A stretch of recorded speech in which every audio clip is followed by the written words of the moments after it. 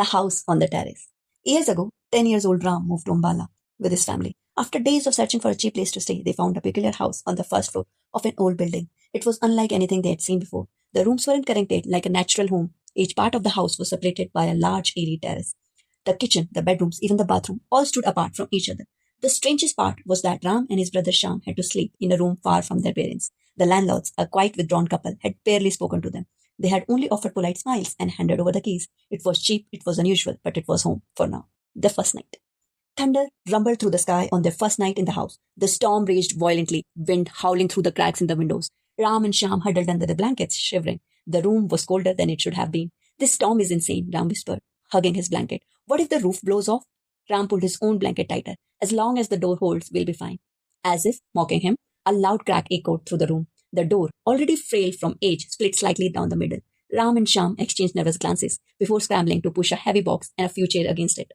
We'll tell the landlord tomorrow, Ram muttered. He'll fix it, right? Sham scoffed. Yeah, right.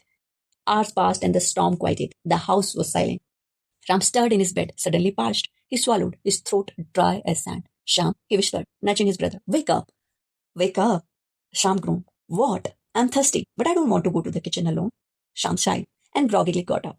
Together they moved the barricade from the door. The hallway outside was too dark, an inky, suffocating blankness. Ram hesitated, stepping forward cautiously. His foot hit something soft. His stomach twisted as he reached out, his finger brushing against what felt like hair. Long, black hair. The hair was hanging from someone, a woman standing with her back to them at the doorway. Ram barely had time to react before the strands tangled in his fingers. His breath hitched. Slowly, the woman turned. Her face was pale, her lips painted a deep, unnatural red, and her eyes, glowing, hollow, held nothing but malice. Her twisted smile widened as she raised a bony hand, her long nails gleaming in the darkness.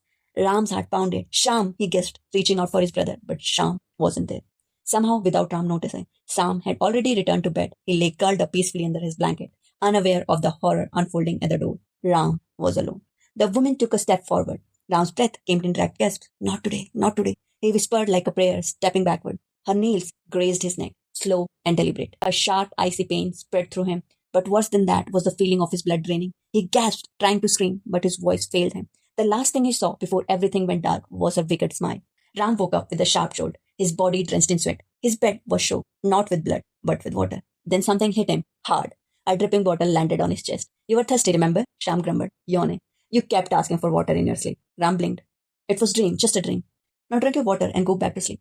But Ram couldn't. His hands trembled as he rubbed his neck. His skin tingled where the women's nails had touched him.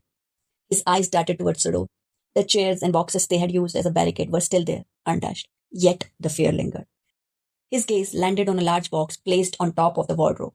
The way the dim light hit it cast a shadow on the wall, a shadow that looked unsettlingly like someone crouching. Ram swallowed hard. Why would Mom put that box up there? He turned toward the mirror, rubbing his eyes, trying to shake off the lingering unease. Then, with a deep breath, he slowly moved his hand away from his neck. His stomach dropped. There, on his skin, were faint red marks, like something had clawed at him. A low thud made him jump. The box on the wardrobe toppled over, hitting the floor with a loud crash. Ram's breath hissed. His reflection in the mirror blurred for a moment, then cleared. Behind him, spilling out of the fallen box, were long tresses of black hair,